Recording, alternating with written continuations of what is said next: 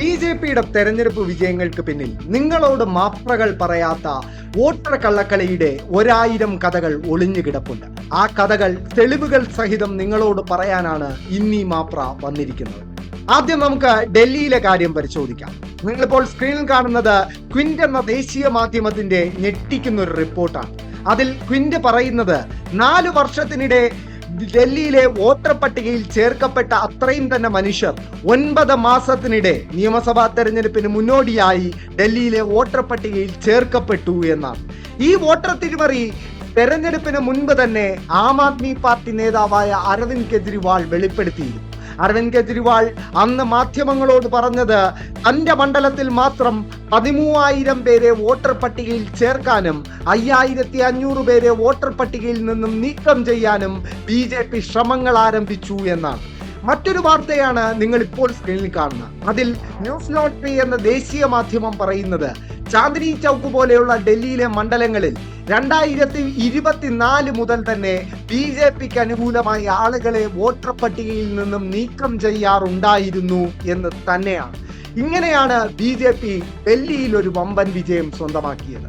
ഇനി മഹാരാഷ്ട്രയുടെ കാര്യം പറയാം. മഹാരാഷ്ട്രയിൽ ലോക്സഭാ തെരഞ്ഞെടുപ്പിൽ തോറ്റു തുന്നമ്പാടിയ ബി.ജെ.പി ലോക്സഭാ തെരഞ്ഞെടുപ്പ് എത്തിയപ്പോൾ വമ്പൻ വിജയമാണ് സ്വന്തമാക്കിയത്. അതിന്റെ രഹസ്യം ധനമന്ത്രി നിർമ്മല സീതാരാമന്റെ ഭർത്താവും സാമ്പത്തിക വിദഗ്ധനുമായ പരകാല പ്രഭാകർ വെളിപ്പെടുത്തുന്നതാണ് നിങ്ങൾ ഇപ്പോൾ സ്ക്രീനിൽ കാണുന്നത്. അതിൽ അദ്ദേഹം മാജിക് നടന്നു എന്നാണ് മഹാരാഷ്ട്രയെ കുറിച്ച് പറയുന്നത്. അതിന് കാരണം നിയമസഭാ തെരഞ്ഞെടുപ്പ് നടന്ന മഹാരാഷ്ട്രയിൽ പോളിംഗിന്റെ 5 മണിക്കും രാത്രി 11:30-ക്കുമിടയിൽ വർദ്ധിച്ചത് 6.80% വോട്ടാണ്. എന്നാൽ ജാർഖണ്ഡിന്റെ കണക്കും പരകാല പ്രഭാകർ പറയുന്നുണ്ട്. അതേ ദിവസം തെരഞ്ഞെടുപ്പ് നടന്ന ജാർഖണ്ഡിൽ പക്ഷേ 0.86% ഇതേ സമയത്തിലെ വർധനവ്.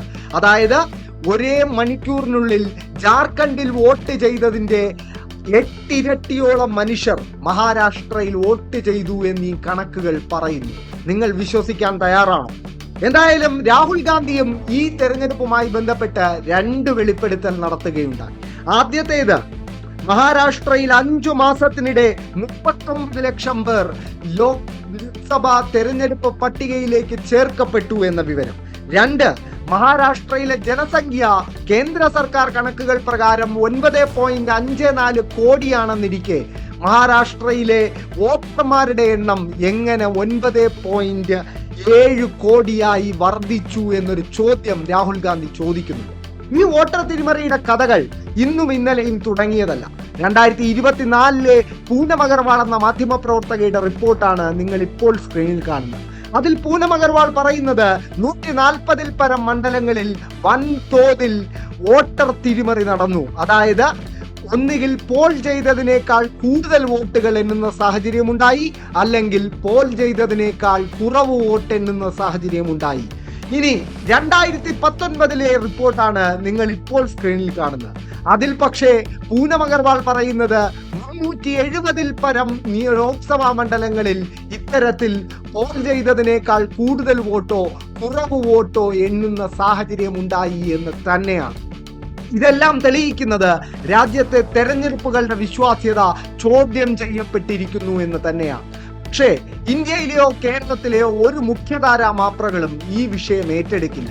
കാരണം സംഘപരിവാറിനും ബി.ജെ.പിക്കും മുന്നിൽ താണു വീണ് കേണുവളങ്ങുന്ന ഒരു കൂട്ടം നായ്ക്കളായി കേരളത്തിലെ മാധ്യമങ്ങൾ, ഇന്ത്യയിലെ മാധ്യമങ്ങളും അതപ്പതിച്ചു കഴിഞ്ഞു.